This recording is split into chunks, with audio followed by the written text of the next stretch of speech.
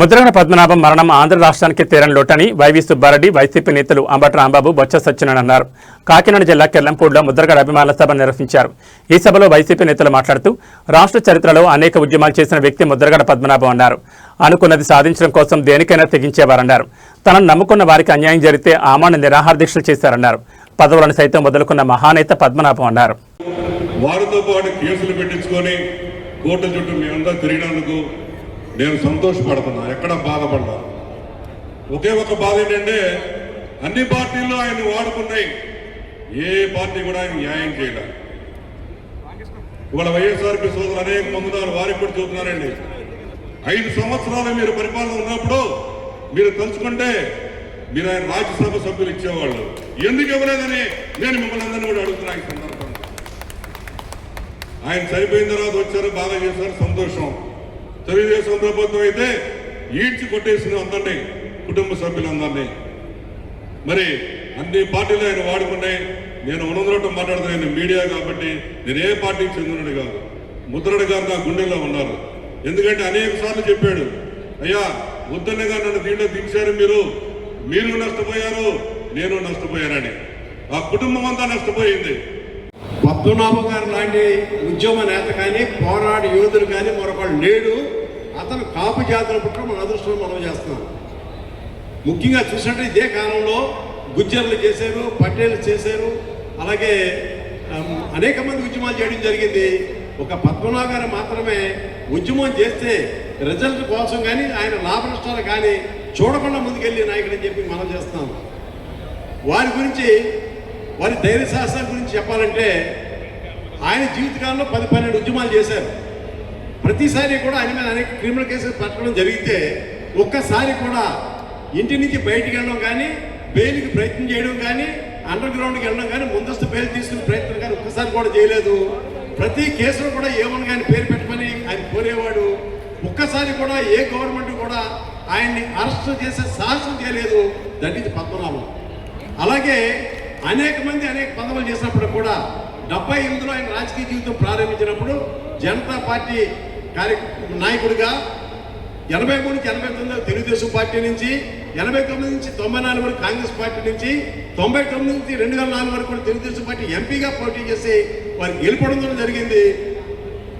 అన్ని పార్టీల్లోనూ బీజేపీతో సహా అన్ని పార్టీల్లో పనిచేశారు. ఆయన ఏ పార్టీకి అంటుకుని లేరు.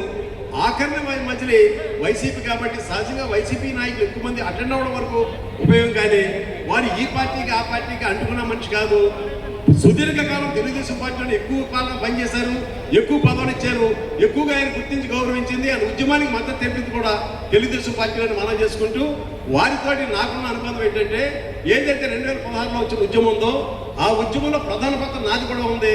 పద్మనాభం గారిని మోటివేట్ చేసి ఉద్యమంలో తీసుకురావడంలో నేను, నాతో పాటు దాసు ప్రధాన పాత్ర పోషిస్తే, మాతో పాటు ఆకుల రామకృష్ణ గారు కానీ, నల్లా విష్ణు గారు కానీ, గౌతమ్ స్వామి గారు కానీ, తోటరాజు గారు కానీ, ఇలా అనేక మంది మాతో పాటు కలిసి పనిచేసి ఒక మహాయోధుడితో పనిచేసే భాగ్యం మాకు కలిగిందని మనం చేసుకుంటాం.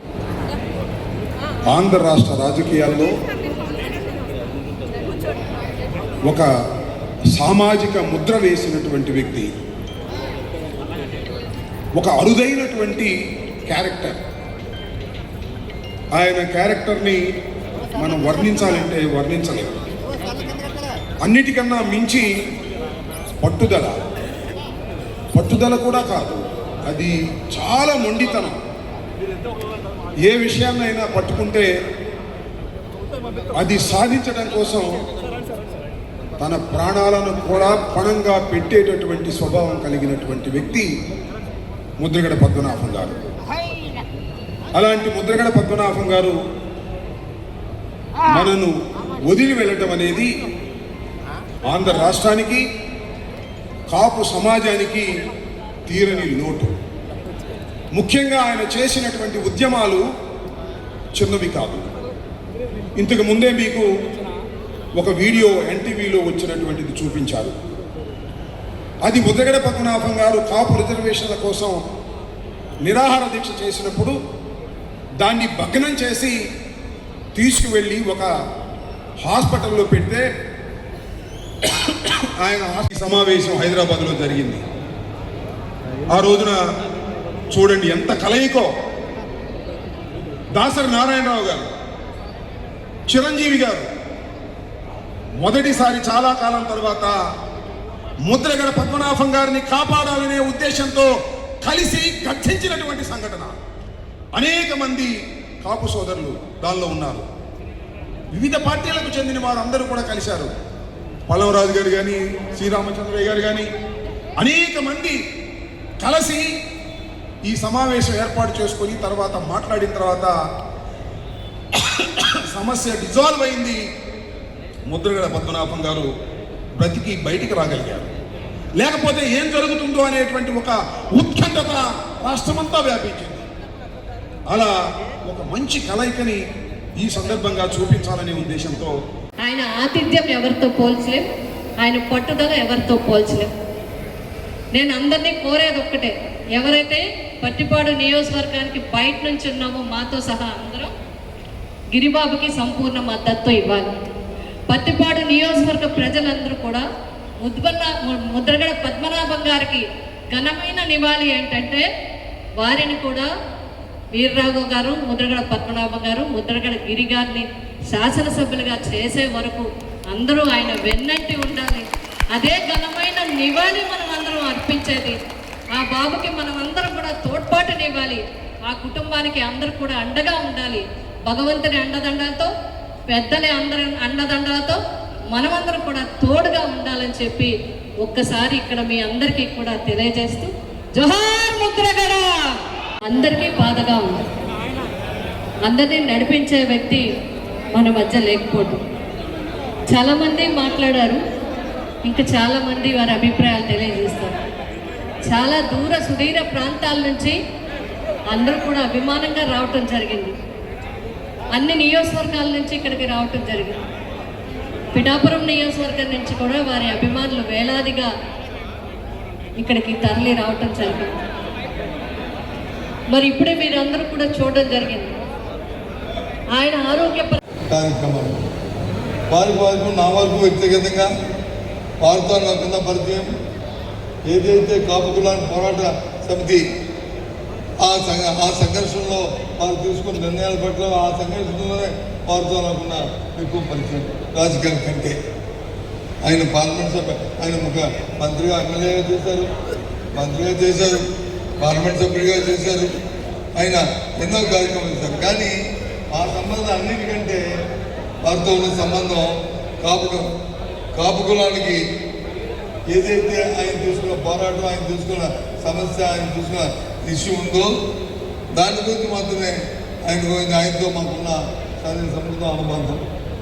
ఇవాళ అవన్నీ తలుచుకుంటే ఒకసారి ఒళ్ళు దరిస్తారు. నిజంగా ఈ కార్యక్రమాన్ని జరిగినా ఆయన మాట మీద 1,000 మంది 1 లక్షల మంది ఈ కార్యక్రమంలో మనం పాల్గొన్నామా?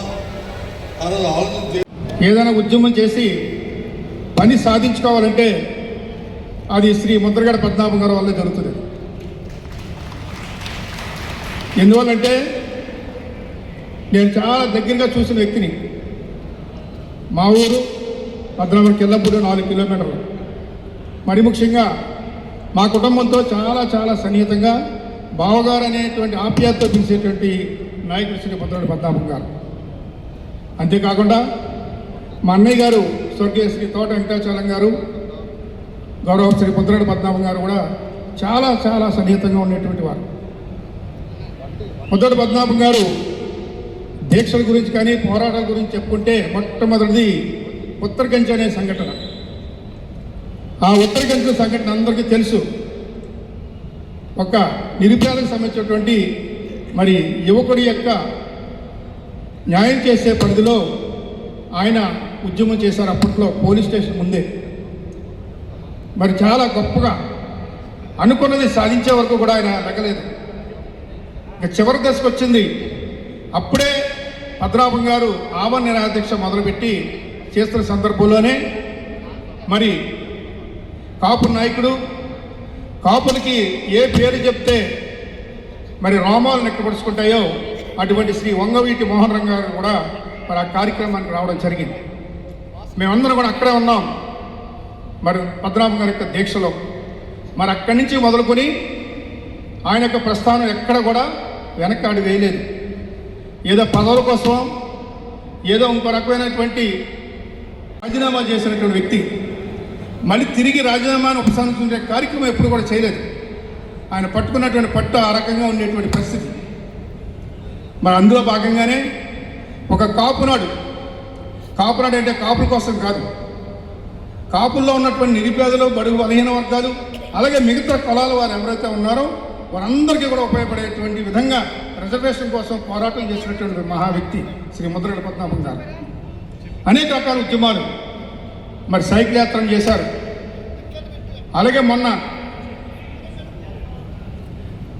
గౌరవనీయులు పెద్దలు ధైర్యాన్ని ఇవ్వాలని మనందరం కూడా వాళ్ళ కుటుంబానికి అండగా ఉందామని చెప్పి ఈ సందర్భంగా మరొకసారి తెలియజేసుకుంటూ, ముందుగా చెప్పినట్టుగా ఈ ప్రాంతానికే కాదు రాష్ట్రంలో, మన ఆంధ్రప్రదేశ్ రాష్ట్రంలో ముద్రగడ పద్మనాభం గారి మరణం తీరని, ఎవరూ తీర్చలేని లోటు అని చెప్పి ఈ సందర్భంగా తెలియజేసుకుంటూ సెలవు తీసుకుంటున్నాను.